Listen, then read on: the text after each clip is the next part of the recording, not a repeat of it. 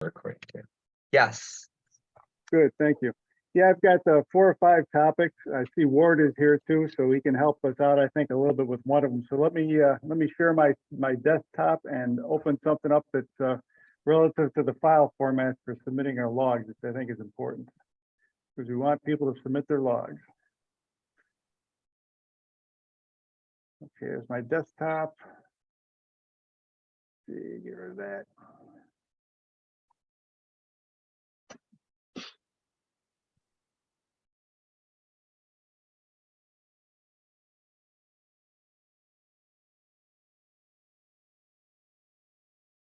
Okay, regarding FT8, and we all know how popular FT8 is, and I expect for the QSO party portion, we'll have a lot of people who will get on and make FT8 contacts, which is wonderful. You know, one thing we got to be careful of is that many of us who are familiar with contesting software and N1MM can make the can't think of the word I want to say, the integration between N1MM and work. If you do that successfully, N1MM can generate a Cabrillo log, which people can go to Bruce Horn's website, upload it, and I think we'll be golden. So that'll be a lot of people, those who are familiar with N1MM. However, while it's well known throughout the contesting community, N1MM software can do so many things. I think it can be rather intimidating to the non-contester or the casual computer user. So looking at FT8, and I've spent a couple of days playing with it on and off. FT8 will generate, if used by itself, standalone, will generate an ADIF file. It will not generate a Cabrillo file. Now there's a caveat that it will in a couple of circumstances if WSJT has been programmed to support a specific contest, which right now I think there's only 3 of them. So where I'm going with this, I see there's a couple of options. You know, I mean, for those people who really aren't contesters and don't want to fool around with N1MM and try to get it going, we either A, go to Joe Taylor and his team and ask him to support the Solar Eclipse QSO party, which would be nice, but it's probably unlikely because they really only release new software once or twice a year. They're pretty good about keeping it stable.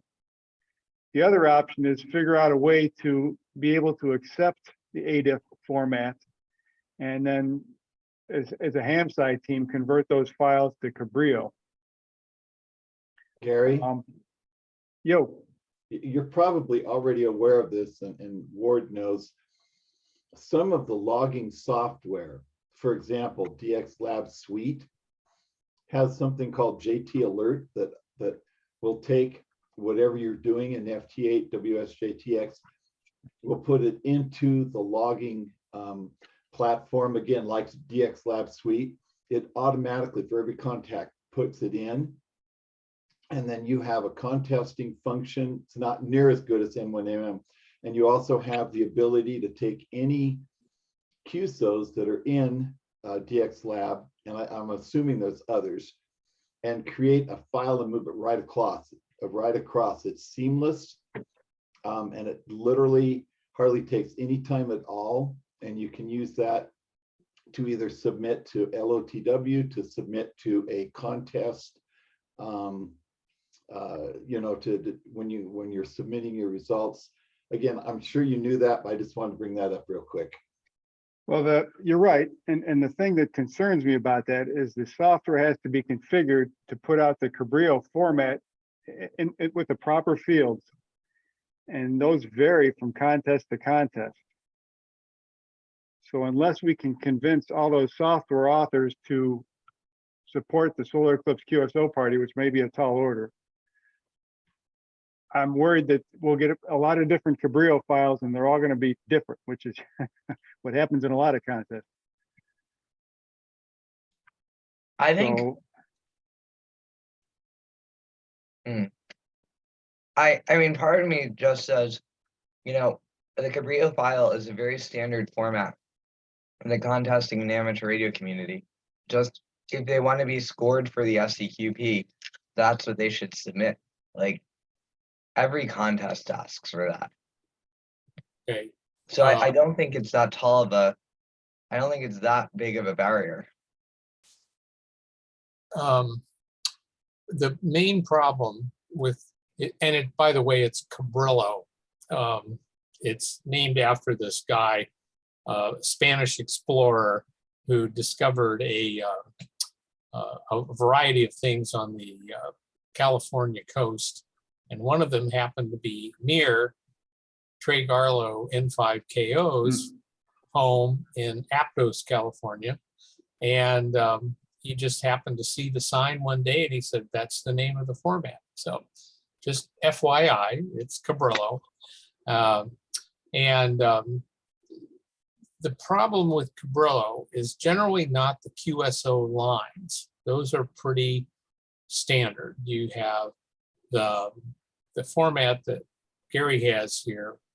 You have your call sign, you have a signal report, you have some kind of a message. That's not the hard part. The hard part where everybody gets into trouble with the lesser contests is the header. And the header doesn't have all the right fields in it. I think that's part of what Gary's referring to, is if you don't have the right category, the right operator, the right station, all this kind of stuff, then it doesn't look right to the processing software. And if you have a lot of mistakes with it, it's a problem. Bruce's log uploaders are very good about normalizing this, because they ask the necessary questions to create a header and throw away whatever the uploaded log has, and only puts in the right stuff. So let's see, WSJT. I think the problem here is taking, we're going to assume that WSJT is not going to be operated in contest mode, right, Gary? Right, that's a good assumption. I agree. Okay, because of the 6-digit grid square, right? Well, I know you missed the call last week. We went back to 4 digits for consistency and simplicity and a lot of other things. Okay, but we'll just assume that I'm not going to rehash that. I was going to suggest, begging and pleading WSJT to support it, but don't. Okay, I won't go there. So people are going to have a standard ADIF file from WSJT to play with. And I think it would be easiest and keep the number of variations to an absolute minimum if we say everybody use WSJT, take the file and run it through a standard converter. Then we'll have a standard file from WSJT and one single converter that will then create a Cabrillo log that can be uploaded by Bruce. And I think the way to do that would be to create a web page that accepts the ADIF file and creates the Cabrillo file with all the header information that we expect, and returns the file to the user. It says, here you go. Doesn't do anything more than that. You give it a file, you get a file download back, and then it's up to the user to go to the upload site to get it into the system. So somebody within the HAMSI organization will have to write that web page. And yeah, I agree with most of what you said, Ward. It's the format here that I'm worried about, because Yep. that there are web-based ADIF to Cabrillo converters, but if you give it a sweepstakes ADIF, it's going to come up with check and precedence and other things here. If you, for another Right. contest, it's going to do something else. So you can't, even though Cabrillo, is a standard, the standard varies from contest to contest. And I think that's why Ward's saying, and I agree with him, that was kind of my ask right here. Question 2, is that something we can take on? We don't have to answer that today. We've obviously got a lot of time, but it's something to That's roll not a around in our hard minds. thing. I don't think that would be a hard thing to create. Well, there was a good meme that went by the other day. As programmers, we don't do things because they are hard. We do them because we thought they were, we do hard things because we thought they were going to be easy. And it just, that's the way it goes sometimes. We would have to start right away, but I think it would be an excellent project for somebody skilled in, say, I don't know, PHP probably, or one of the other web programming languages to accept a text file and churn out the Cabrillo format. And then Bruce has a test mode on his uploader, by the way. And so we can use that without bothering him at all. And it will give you a pretty complete report about what it was unhappy with when you throw the file into it. So we could try that. Yeah, I think that'll work pretty well. So for now, all I want to do, especially in Nathaniel, for you, is get agreement that this is a reasonable task for somebody in the Hamside team to take on. I think it sounds reasonable to me. I mean, like Okay. Ford said, it's going to be more complicated than you think, but I don't think it's definitely doable. Yeah, Right, it'll be the right. corner cases that get you. And Yeah, I'm- there will have to be some kind of a form to fill in to generate all the Cabrillo header information. And I think we could take a cue from Bruce's site that said, just ask questions. Don't assume that the ADA file is going to have the information you need.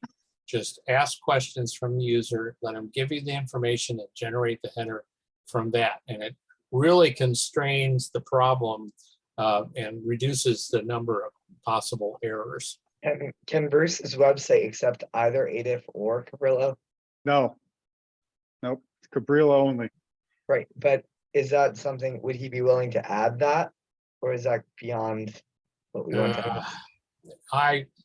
That's a whole nother domain for him to deal with. I think we ought to stay with the straight and narrow and convert to Cabrillo within the Hamside space, and then send people to the Bruce space with a standard file.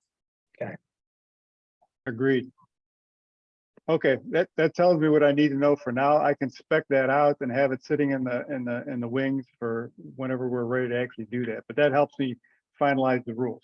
So that we can always put links in there, TBD, closer to the contest, but that helps a lot. So let me close this out. So that's one check off today. Good, thank you. One other thing. So I've been working with Rob and Gwen Griffiths on the Whisper rules, and they've obviously been a lot of help. And one of the things, even though we call it the Whisper Eclipse Party, we really are promoting reception of CW on the reverse beacon network and PSK over PSK reporter, in addition to the Whisper activity.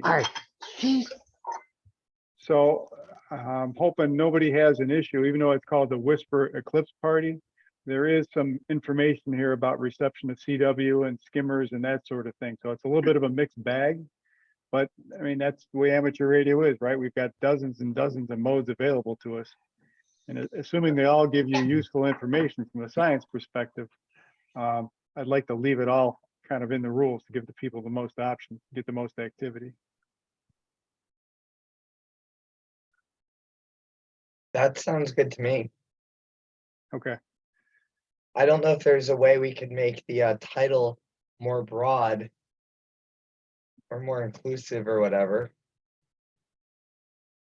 And every time you're right, that's a good point, but every time we fiddle with that, you think about our triangle, and I'll get to that in a little bit too. We start changing the names of these things and spreading them out. Some of these titles get pretty complex too, so. Right. But that's worth keeping in mind, that's fine. Okay. The other thing I think is a good thing to report is I think the Whisper rules are probably 90 or 95% done. They were mostly just extracted from the old SEQSO party rules with the addition of Rob's and Gwen's input on FST 4120 and that sort of thing. I've taken some of the stuff out of here that really didn't make sense. You know, there's a limit, every station had to be with all its equipment within a 500-meter circle and that sort of thing. And that didn't make that much sense for the Whisper and these type of reception events. One other thing that I found out playing around in some of the Whisper databases and stuff, and I think Rob brought this, or somebody raised this point earlier, is that many times you'll have a reporter, and of course I made up these call signs, that will have multiple receivers in a specific grid square, which is wonderful. And what I got to thinking was, you know, some of these guys will have multiple receivers on multiple bands. Some people will only have one. We're going to have many orders of magnitude difference in the number of spots these various reporters are going to collect. And so when it comes to scoring the Whisper party, everybody likes to get a score, right? And see how they stand out. And then I started thinking about some of the bonus adders and that sort of thing. I was just getting a headache. So what I thought we would do potentially, and this is what I want to throw out there, is that, and when it comes time to summarize this after the contest and put the results out there, is we kind of summarize the results by reporter and grid square. If they're in 5 bands, that's fine. List them all together. How many reports they have over the various, do we extract from the various databases, and that's kind of their score, their total number of hits. So there will be some with 5, they're gonna have some really high numbers, and there's gonna be some with low numbers. And that's just the way it is, which is good because we want as much participation as possible. The other thing I thought of, and I'll get to this in a minute, we've got some of these bonus things, you know, about specifying ground conductivity, putting out your antenna design. We've talked about a multiplier for FST4W. And when you look at the great disparity we're probably going to have in the total reports, adding points didn't seem to make a whole lot of sense to me. What do you add, 50, 100, 1,000? But I guess I'd say a geometric or a multiplicative adder made more sense to me. So if somebody here that had their 1,075 reports, that went ahead and gave us their ground conductivity or antenna information, whatever bonus we want to put out there, multiply their score, give an extra 5% or an extra 10%. If we want to promote other modes, the count of reports on that mode, you know, maybe bump those up by 25%. And it's more of a multiplicative bonus than an additive one. But this seems like a reasonable way to report this without a lot of confusion. I think the data processing team should be able to pull this together fairly easily. We could do that for the receiving stations, and the transmitting stations would be the same way. Some people may have multiple transmitters, and then they're maybe received on different networks in different quantities. Does this idea seem reasonable? Seems reasonable to me. Most contests do use adders, don't they, for bonus points?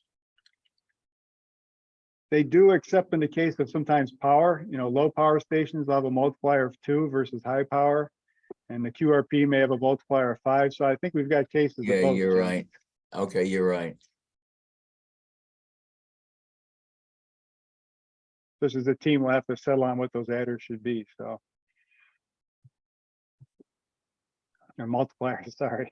Yeah. The other thing, if we're okay with that, is I'd like to know which of these multipliers really apply to the Whisper party. Most of these were copied over from the QSO party. For the transmitting stations, for instance, this seems to make a lot of sense. Number 1, if we want to kind of normalize what the transmitting antenna system was, that seems like a reasonable one to me. And also when transmitting the ground conductivity, that could play into the analysis, I imagine, as of course with the antenna and station design characteristics. So the transmitting stations should be the same as the QSO party, I would imagine. There's nothing too earth shaking here. For the receiving stations, I wasn't sure I mean, uploading the antenna and station design, sure, that makes sense. Reception of the FST4W, if we want to continue with this multiplier, that seemed to make sense. I wasn't sure if the ground conductivity estimates and whatnot is as relevant for the receiving stations, if that should be in there or not. I need some help on this one.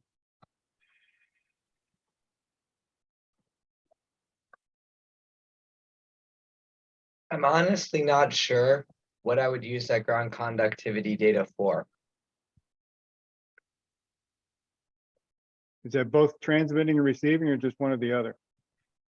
Yeah, both transmitting and receiving. I mean, I know we have it in there from the last time, but I've never used it. I'm not sure what I would use it for. I'm more than happy to remove it. If you think it's not useful, let's not confuse the issue. That's I don't particularly think it's useful. Yeah, it It was seems like probably, it was one more probably, piece of busy work that we give the operator to do. And if I really want that information, if they're just getting you off of that map, as long as we have our latitude and longitude, if I ever really want that information, I can go download that Mhm. map and I can write a computer program that will pull the information from all the stations that submit their lat lawns and give me a table. okay. I'm obviously I'm fine to remove it. If that's what the best thing to do, we'll take it out. I'll take it out of both forms of the contest. So perfect. That's what I was looking for, an answer. So that's great.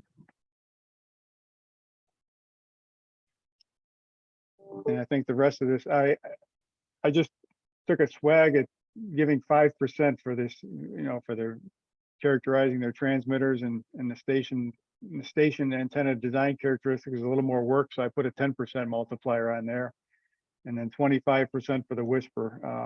And the other thing we can do is see how this goes in 2023, how many people take advantage of these things, how Right. much they actually move the numbers around before 2024. Right.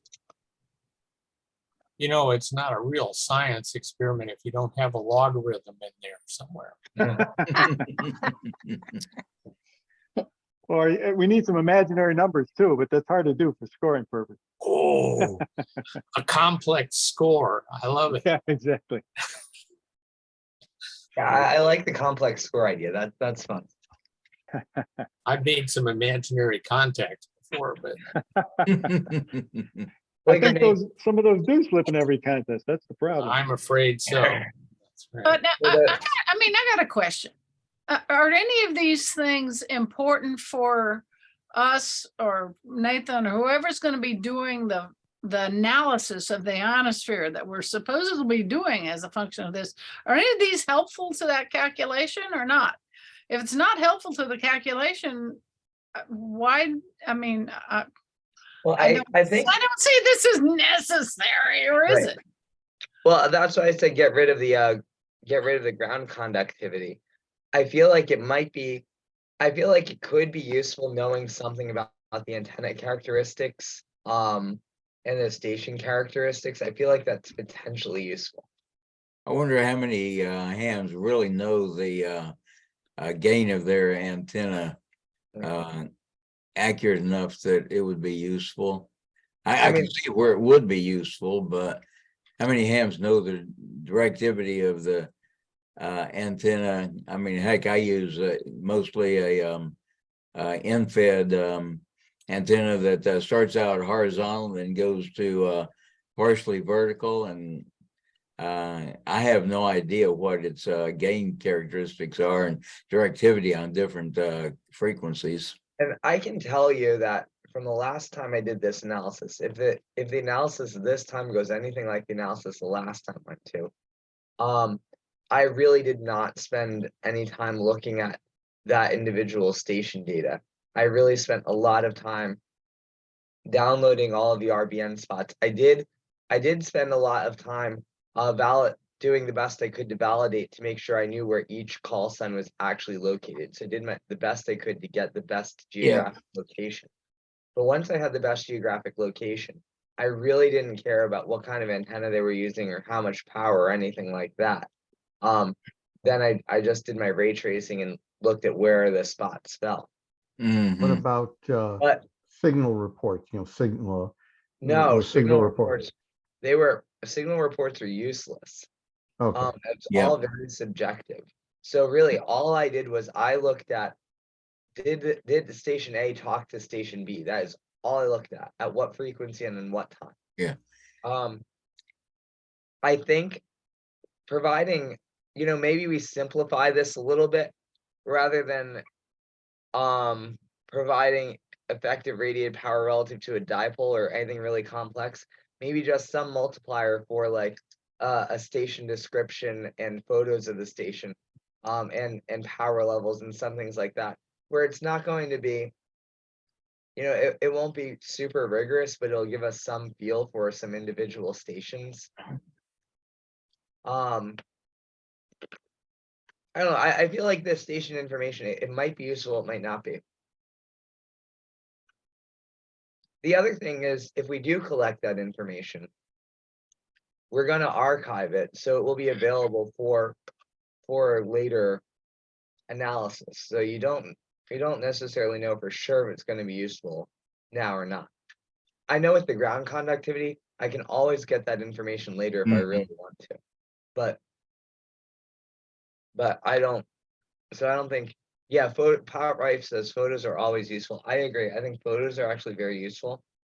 It's also useful for the standpoint of like when we go to write our final report and say, the NSF's gonna be like, or NASA, they'll be like, who participated? What did it look like? Those photos are gonna be really helpful there too.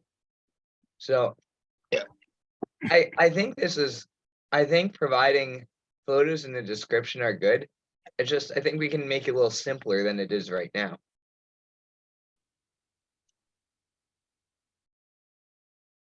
Okay, I can work on that. That's easy to do. Yeah. I need some direction. Okay. And why are we doing the 1.25 multiplier for the FST4W 120? Well, I think, it's up to you, but our ability, FST4W decoding allows us to get a lot more information about the spots, not just the signal noise ratio, but also the Doppler shift, and that happens during the transmission. So in our group, we're almost entirely focusing now on 4W as the most useful way to study the ionosphere on high frequencies, whisper wise. So it might be nice to include a little verbiage as to why we're making that one worth more points, than something else. Well, Nathaniel, if you're not going to look at it, okay, if you're not going to use it in analysis, then there's no reason to encourage it. But yeah. We don't totally know that, because this is one of those things where it's like I do have the analysis technique I used before, but this additional information may be worth looking at. So yeah, well, I think we're going to learn. We're in the process of trying to see if we can document motion, ionospheric motion using that right now. So we're in the midst of those studies now that we have gotten the system largely debugged. We've debugged with the use of 4W. We're still talking we've been talking with Professor Franke, who's wrote the decoder that's part of JTX. So we're trying to confirm with him that the information we're getting is in fact reflect what we think it does. So yeah. I'm at this point it's still obviously we're still in the investigation phase, but our feeling, Gwen and mine and others in our group, our current feeling is 4W is where we can learn a lot more from 4W than we can from Whisper. That sounds good to me. So that's why I thought it'd be good to encourage it. Yeah, no, I think that makes a lot of sense. I see you have some text there explaining why, a little bit why. Yeah. I just think it's nice.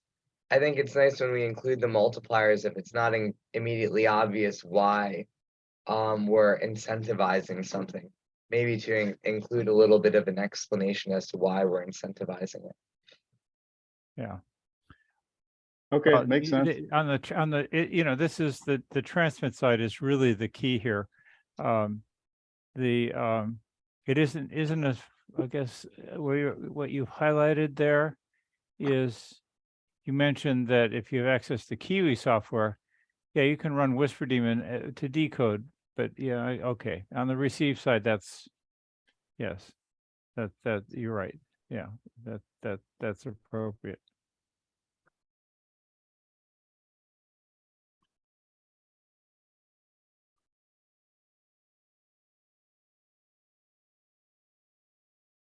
Okay, well, actually, that answers most of the questions that have come up as I've been working on this stuff in the last couple of weeks.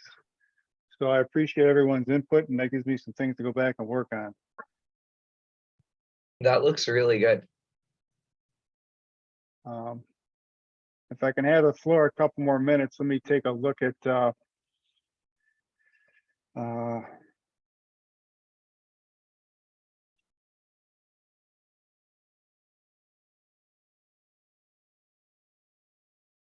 see if I get lucky, and nope, page not found. I'm trying to find the page that, give me a second here, that I've started to kind of build out the web page a little bit.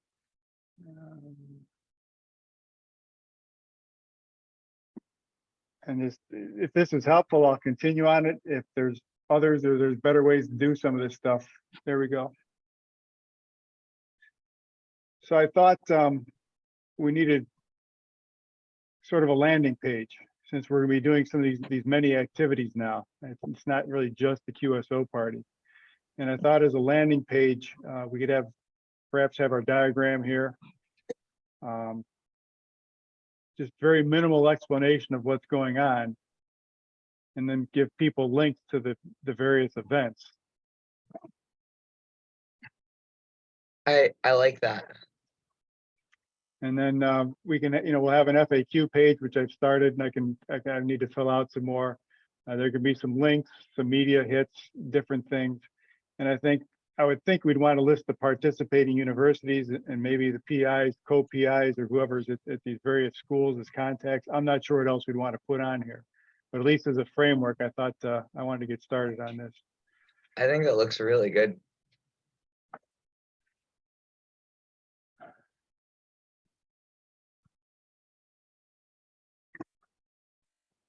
Okay, all right. Well, that's about it for me then.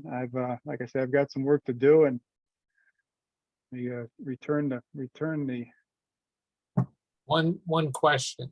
Will the page that you just showed, will that be under projects, or do we have a new events page, or what? It should go under projects. Okay, yeah, I guess so. That would be the thing. I don't know, people think of these things as events and not necessarily projects, but Yeah. that's just me. So Yeah, no, it would be considered a project. And then okay, we can also create a banner for it that will go in the carousel, and we can put a quick link on the front page for it too. great. Dandy.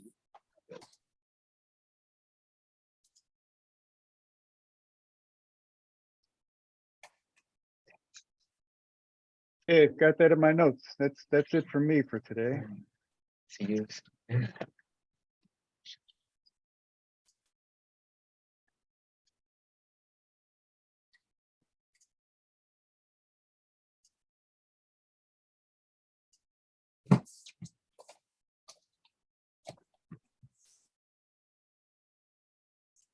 So that's everything?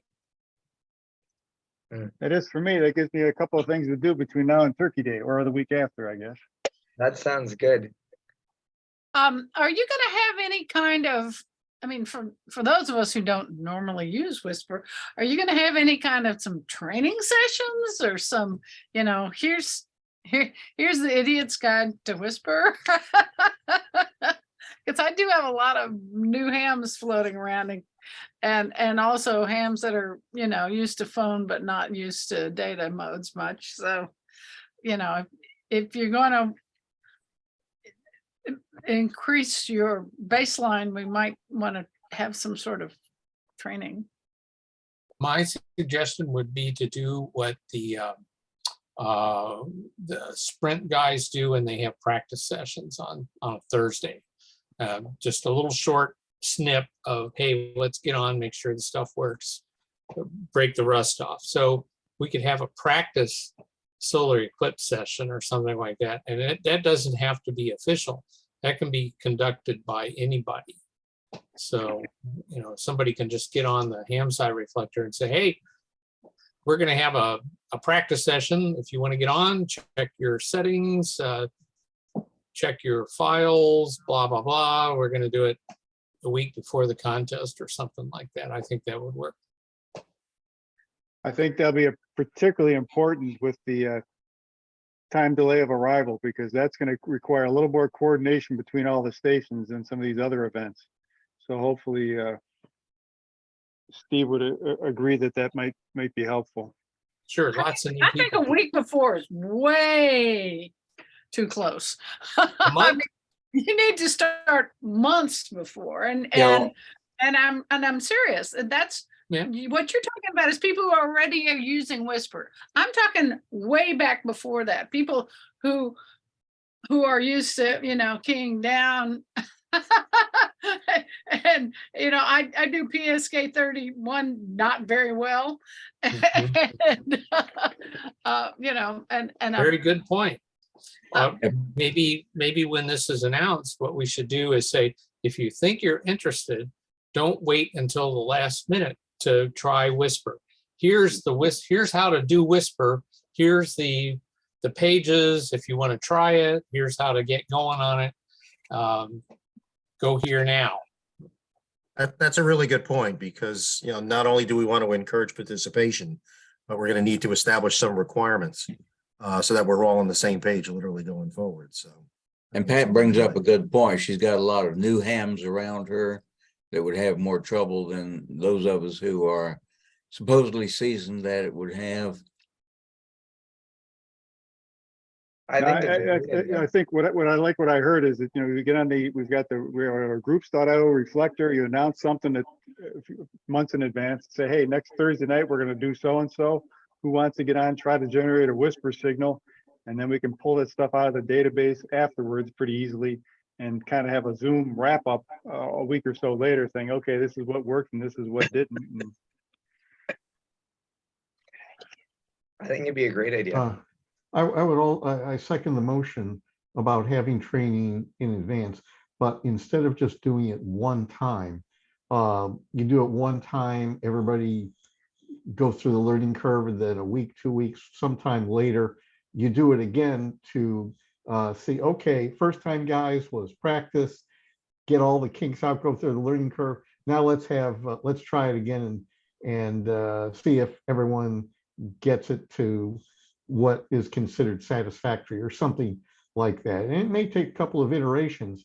And so by the time the actual QSO party happens, everyone's pretty much got it down pat. That's a good idea. but some of us are going to be mobile, so I'm not going to be in that location, maybe. now Whisper from your car, that's okay. That'd be fun too, as long as it's not moving. Gary, Okay. did you send me an email earlier today about the ARRL? You had a question? I did, yes.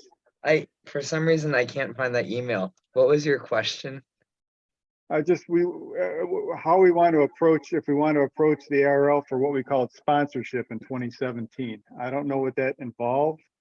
We've got opinions from people in both directions that it would be helpful, and we've got others that think, well, we're pretty well established, it might not be. I think, so I mean, in terms of sponsorship, you know, we're not looking for any money from them or anything like that. But I think if we have it, I think being endorsed or supported by or have it an official ARRL event, I think that's definitely advantageous. And one thing also to remember, since 2017, there's been a couple new executive directors at the league. So, and the current guy I think would be very, very receptive to doing something to help support it. I would very much like, I think being connected with the ARRL is a very useful thing. And I think I would very strongly support that. And maybe an article in QST, again, way in advance, because once you get the clubs interested in it, you know, it could be Yeah. the next field day, you know, let's get the clubs involved, because there's always somebody in a club that's really good. The ARRL has has the ability to reach amateurs in a way that we just don't have. You know, the way that we have been successful at reaching so many amateurs is really through the ARRL. So they've really been kind of our mouthpiece to really get the word out to large numbers of people. Now, the good thing is Ed, who's on the call with us today, and we're on top of that a little bit. We've started putting together some ideas yesterday so far as print magazines. We've made some contacts. What things specific the league could help us with, you know, their Facebook page, their Twitter account, assuming Twitter is still a thing in 2023. And leveraging the PR committee. Obviously, somebody mentioned, I guess, like, you know, how we handle field day, but the PR committee is working on things such as World Amateur Radio Day and Field Day. This can easily be one of those events, you know, that gets, you know, a profile from the standpoint of the committee to get things done downstream to all the PIOs and PICs. So, Yeah. I think that's really good, because I think if we want widespread participation, I really think this is the way to do it. So, yeah, and along those lines, we've talked about the contest university and Whisper and the Kiwi groups and CW ops and local clubs and the contest calendar. So we're starting to get all that stuff at least in black and white, so we don't drop it later on. yeah, there's also groups that the league is already endorsing, I guess, right? Or, you know, when I look at the collegiate group with Andy Maluzzi, I mean, those types of people, and he's also part of the committee. So And I've been starting to attend the collegiate amateur radio program monthly meetings. Yep. So I'm making a point to get on there every month and be able to talk to them as well. So I've been starting to get my students to show up there as well. that would, that type of conversation would make it very easy for us to be able to do things far quicker. So I think getting like Dave NA2AA on board, I think early on makes it a heck of a lot easier. So, and I think that's where we're headed with this. So that's fine. That all makes a lot of sense. But to me, if you're going to ask somebody to say, hey, we'd like to consider your organization as a sponsor of this event, we need to say what we're asking for, just not just the term sponsor. I think we've talked about it. We're looking for publicity, and we're looking for them, if they want to make it an official ARRL event, like I think that would be really neat too. It doesn't have to just be HAMSI, it can be HAMSI-ARRL.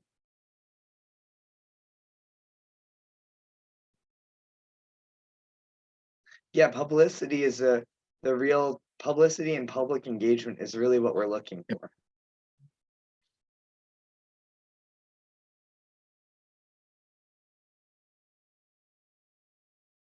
I think the person to talk to there at the moment is Bart Jonke, W9 Japan.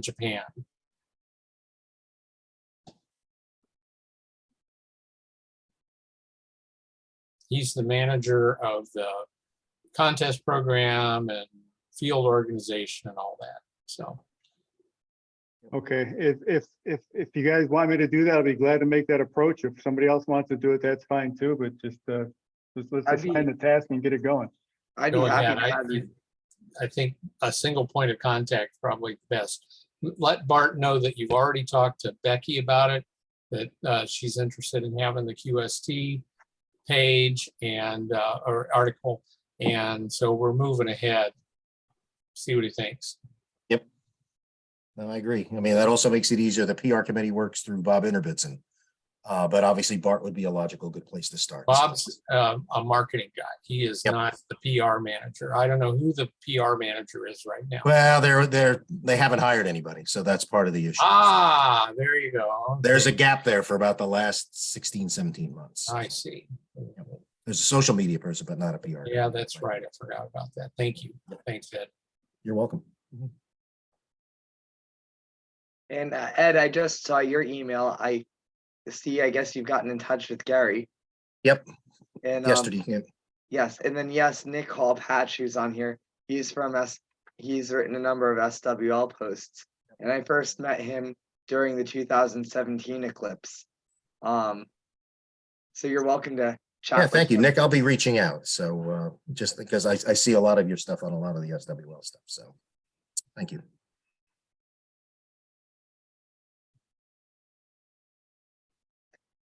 I think we're in a good spot then. Yep. Anything else we need to cover today? Just the clarity, if who's going to contact Bart? Like I said, I can do it. Nathaniel, you want to do it? If Ed, you want to take that task on, whoever the best person is, I'm open to. I have no I'm problem doing certainly it. open to having either you, Gary, or Ed make that contact.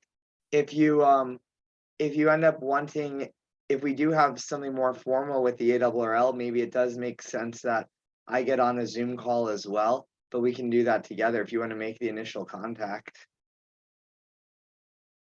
Okay. My business. Mhm. Yeah, I think the initial contact, Nathaniel, I've just, because you've got so much on your plate going right now, that, yeah, you might want to participate in one Zoom call with everybody, just to, who doesn't know you, not familiar, just to, I'm going to use a word here, bless, approve, confirm, and then delegate it off to others to actually do things. That's just a suggestion. I absolutely agree. I am absolutely oversubscribed with things. So I think if we're able to really make this an amateur radio community sort of thing, I think that's the way to do it. So I'm very much in favor of having Gary reach out to Bart in the ARRL. And then, if it makes sense at some point, it probably would make sense for me to get on there and, talk about some things at a high level. But I'd be very happy to have you do that. Okay, we'll be done. Great. Well, let's see. I'm going to wrap up here. Couple of things. Next meeting in 2 weeks. That's right. There was no meeting next week because everyone's supposed to be with their families eating turkey. And no meeting this weekend, as this weekend is phone sweepstakes. It is phone sweepstakes. So here's the draft of the Hamsci workshop banner that we got from the graphic designers at the University of Scranton. So you can put on your calendar March 17th or 18th, 2023. We're working on getting the hotel contract put together and getting the website built out, but should be coming soon. I anticipate Where's it going to be? at the University of Scranton. Roger that. So you got that. So let's see. So today, here's my, hold on 1 second.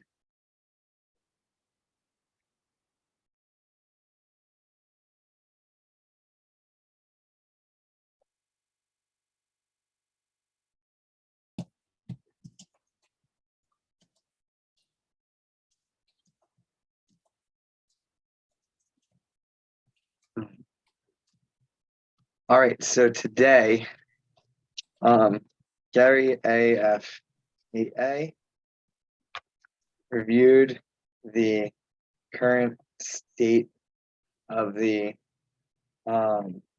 SEQP and Whisper party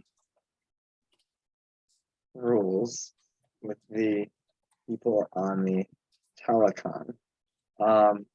The rules are starting to be good shape.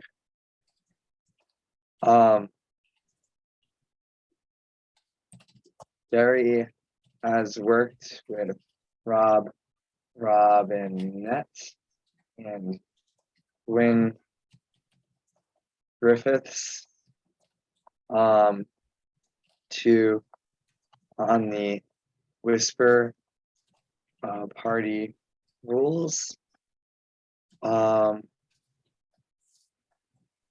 They recommend having the Whisper party not only include Whisper receivers, but also RBN and PSK reporter receivers. Now, question, Gary. Is Gary still there? Yeah, there you are. Oh, yeah. Yeah. I think I remember in the original SEQP rules, we gave bonus points for RBN skimmers and having those receiver stations. Isn't that true? There was, for the people making two-way QSOs, there was some bonus if your signal was picked up by the RBNs and skimmers. I thought there was also a bonus if you operated a skimmer. True, yes, and that's why I kind of moved that over into the Whisper party thing. So so that's where you would end up being in the listings for Okay. all the reporters. Okay, so that rule, those bonus points got moved from SEQP over to Whisper Party. Right. It's no longer really bonus points. It's actually the fundamental activity in the Whisper party. Okay.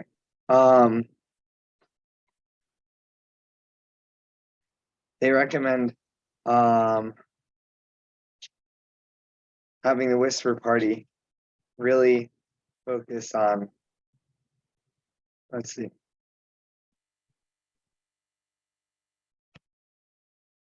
As such, the Whisper Party will focus on modes that are primarily receiving and collecting data.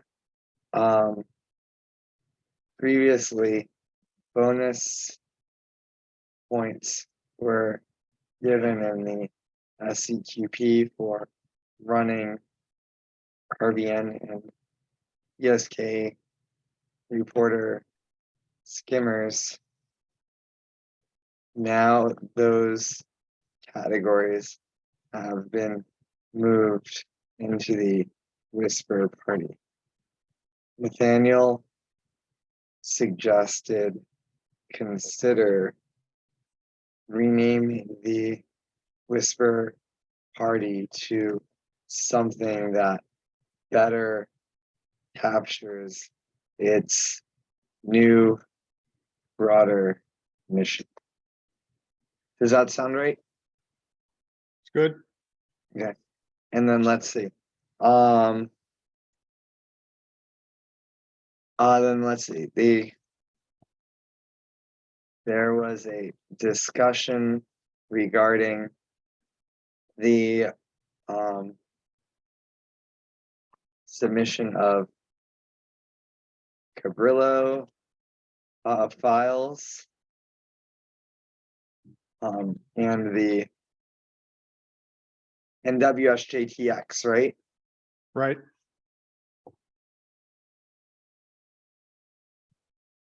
WSJT-X only generates EDIF files. It is recommended that someone in the AMSI community create a EDIF to Cabrillo conversion website that can be used prior to submitting, that can be used on WSJTX EDIF files prior to submitting to Bruce Horn's website. Okay, the ARRL, it was decided that there's a discussion about training. Pat Rife suggested that we have training sessions for a Whisper Net and other mode operations prior to the SEQPs. This was generally agreed as a good suggestion. It was decided that we would approach the ARRL for a formal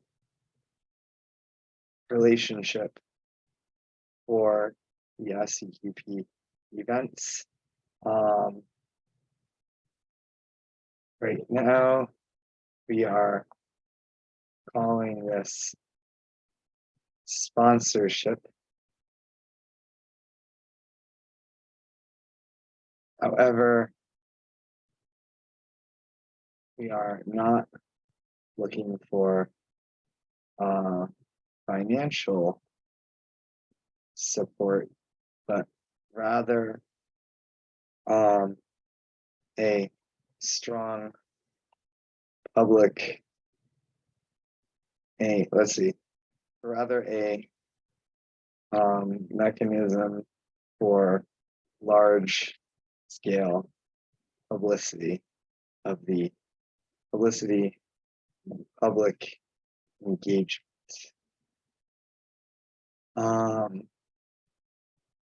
Gary AFEA is going to contact Art Janke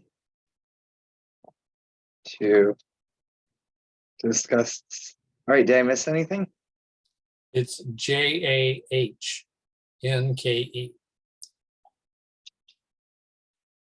Thank you. Thank you. What's his call again? Whiskey 9, Japan, Japan.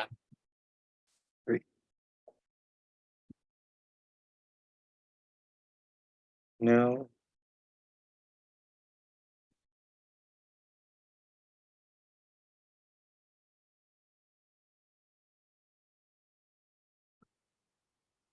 Great. Anything else?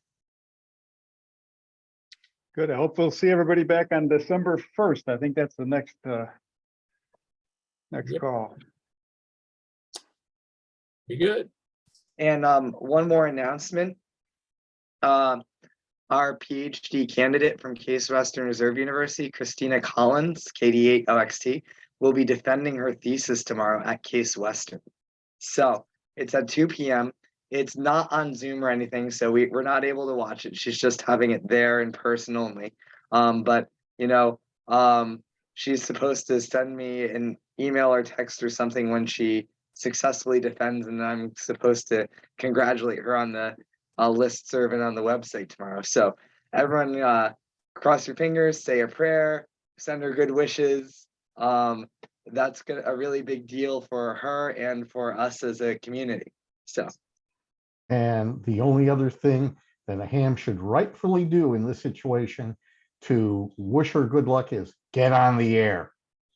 That's right. Radiograms. Not just radiograms, make cues. That's right.